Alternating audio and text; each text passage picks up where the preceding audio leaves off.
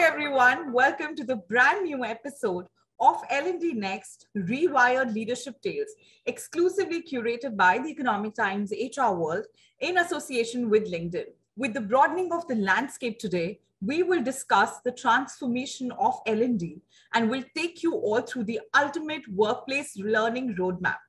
Please welcome the dynamic duo joining this conversation with me, Bala Aiyaswamy, Senior VP, Talent and Learning, PI Industries Limited, and Samir Agarwal, India Head, Learning and Engagement, LinkedIn. Welcome, Bala and Samir. Thank you, Saumya. Thank you for having me here. Great to be here. Great, and I am really excited for this one. So, Bala, let's begin the chat with you. The roles and responsibilities of L&D professionals have changed dramatically in the recent past. It's exciting as well as challenging. So tell us about the top 3 L&D trends that keep you awake at night and why. The biggest excitement is L&D is tasked with shaping the organization of the future, right? And what it means to me is, ensuring talent is ready with the right skills and capabilities, ensuring they have the right experiences for growth. So it's really about how do we ensure workforce teams learns from future skills and are ready for driving and growing the organization. Right? That's the foremost thing. The second thing, I think, if we have to help the organization grow and create it future ready, then as learning professionals, we have to ensure internal HR capabilities there, right up there to support the growth. So it's really about building that internal bench strength within HR, make sure that HR leaders are strategic, can partner with board, deliver on the strategic agenda. And finally, none of this is going to be possible in today's world without having digital capability, right? And when I say digital capability, it's really, COVID has brought to fore how organizations had to almost overnight change and catch up on the digital front. So to me, it's really now about ensuring digital mindset is at full strength, because that's what will help us be up there as far as digital is concerned. So those are top 3 things that really keeps me excited. Absolutely, very, very intuitive. Thank you for that, Bala. Samir, would love to understand from you, what do you see happening across industries in this space, and what are those challenges and opportunity areas for L&D professionals that they have in front of them? If you were to specifically talk about challenges, broadly from a talent perspective, there are 3 talent challenges. Number 1 is a skilling challenge. Number 2 is a hiring challenge. And number 3 is a retention challenge. So really, if you look at these challenges, the biggest opportunity for an L&D professional is to connect the dots between these, because if they continue to operate in silos, you won't get the results that you're expecting. And of course, when you're doing that, to Bala's point, you have to do it at scale.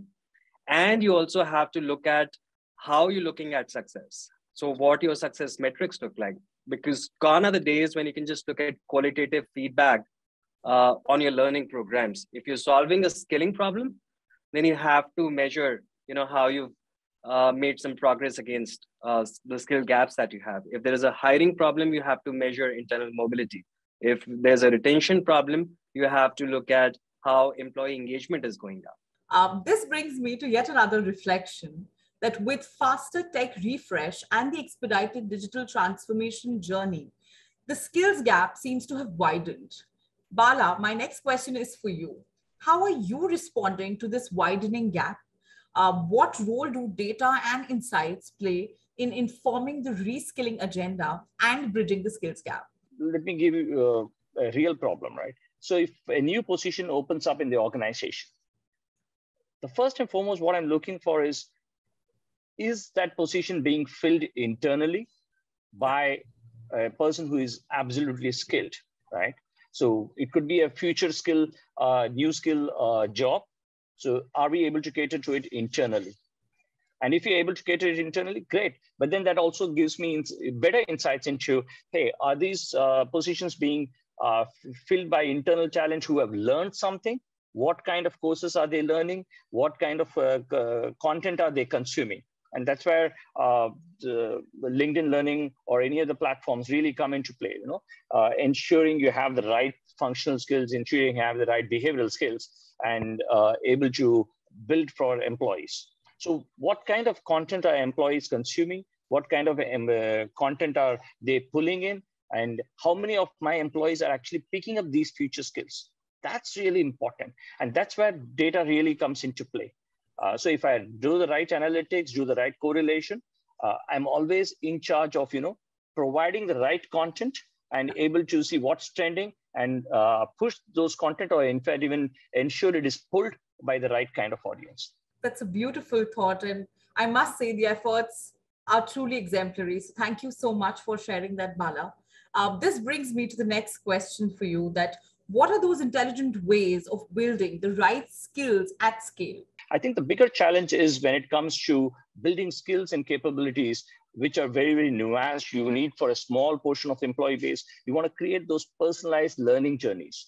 And that's where some of these platforms really come into play. The LXP helps build some of these into a beautiful string of learning journeys where you're able to create a powerful learning experience instead of just pushing courses one after the other. But at the same time, your platforms help to string it and build it at scale, at speed as well. Thank you, Bala, for this perspective. I think that's very different, the way you've explained it for us. And this really makes me come to the next question now. The roles and responsibilities of the CLOs have changed dramatically in the recent past. Would be interesting to know that how can they prepare themselves and their successors to meet the new demands and live up to the rising expectations of the executive leadership? Samir, let's begin with you first. But look, you have to wear multiple hats.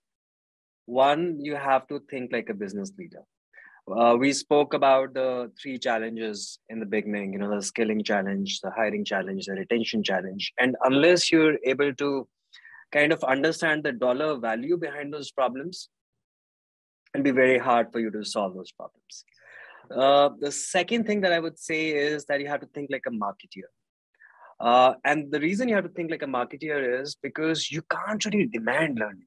It doesn't work. We've seen it. You have to inspire learning. And if you have to inspire learning, there's a marketing element to that too. The third piece is that you have to think like an analyst.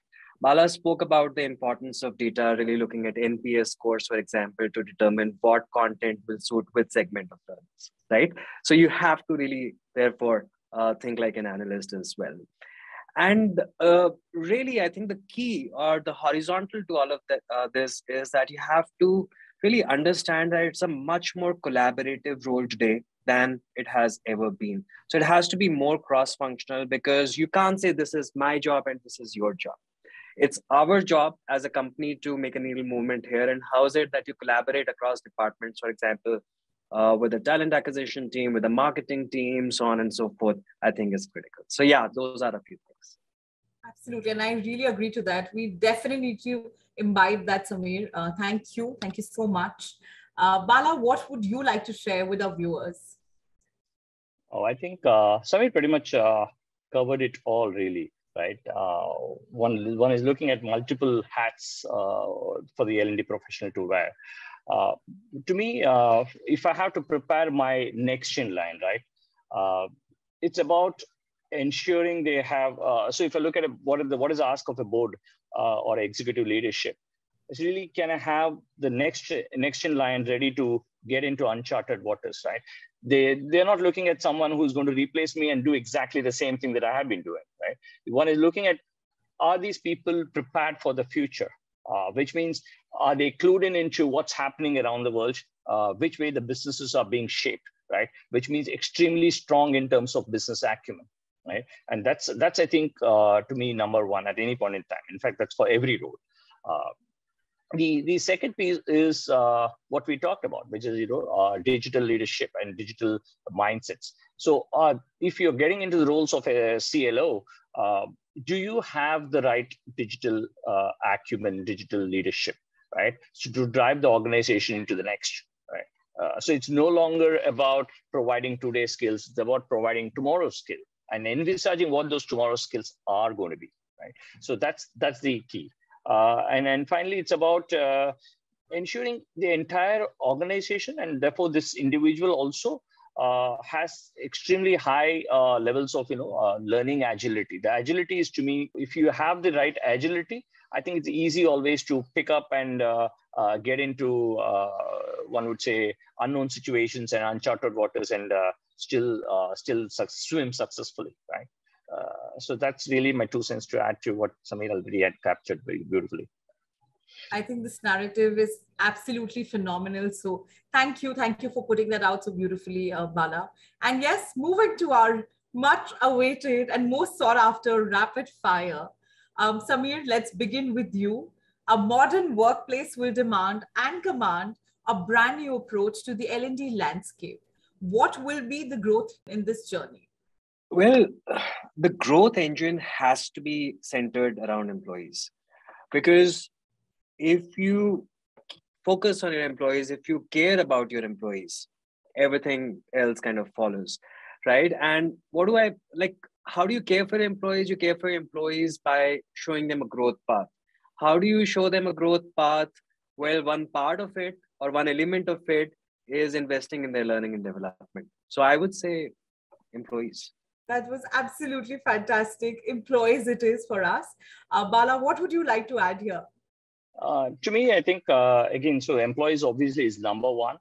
So customers in every sense of the word, right? So both internal and external. So if you're looking at internal customers, so obviously your employees come first, but also looking at the external customers, and that helps have a good sense of what's going to evolve, what are the customers going to expect, and help shape bring some of those and help shape some of the future growth of the organization from outside in perspective.